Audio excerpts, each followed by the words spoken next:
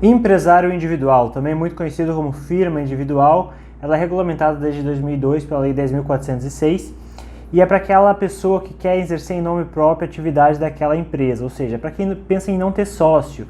Muito parecido no caso da MEI, né? Aí vai ver aí as diferenças da MEI para o empresário individual, mas é para aquela pessoa que não quer ter sócio, mas também não quer ter uma MEI ou não quer ter uma limitada, né? E uma limitada no caso de uma pessoa só, que hoje é possível. E o faturamento anual desse tipo de empresa é bastante flexível, ela pode chegar a R$360 mil no caso de uma microempresa, 4,8 milhões no caso de uma empresa de pequeno porte, ambos dentro do regime do Simples Nacional, que é um regime de tributação, a gente vai ver mais à frente. E também o empresário individual pode estar no lucro presumido, né, com faturamento até 78 milhões. A grande vantagem em relação ao MEI é a limitação do faturamento. Lembra que a gente falou que o MEI ele tem uma limitação de R$81 mil anual? No caso do empresário individual, os limites são bem maiores, né? Para abrir sua empresa você precisa ter 18 anos ou ser emancipado.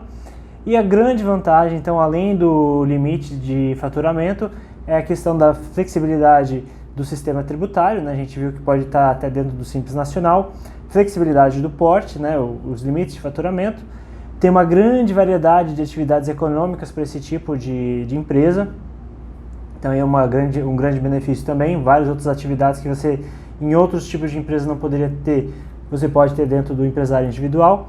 Não há limite para contratação de funcionários e não há o mínimo necessário de capital social. Então, grandes vantagens aí, grande flexibilidade.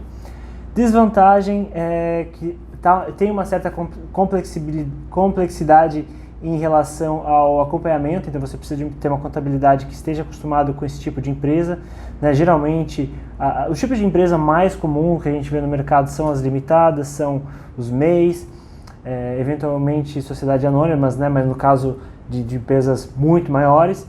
Então, não é muito comum no empresário individual e também tem uma certa complexidade em acompanhar esse tipo de empresa. Então, você tem que ter uma contabilidade de confiança que possa fazer o acompanhamento desse tipo de empresa.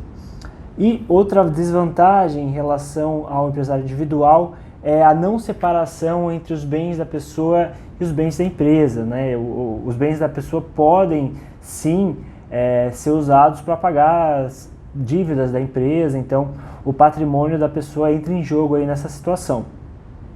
Então é uma grande desvantagem, principalmente em relação à Eireli, né, em que há essa divisão dos bens da empresa e os bens da pessoa.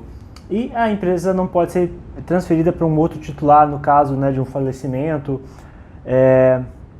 Somente em caso de falecimento ou em caso de autorização judicial é que ela pode ser transferida para um outro titular, né? Fora isso, a empresa tem que ser da pessoa ali que abriu no primeiro momento. Então, também é muito inflexível em relação à transferência da titularidade da empresa. Tá certo?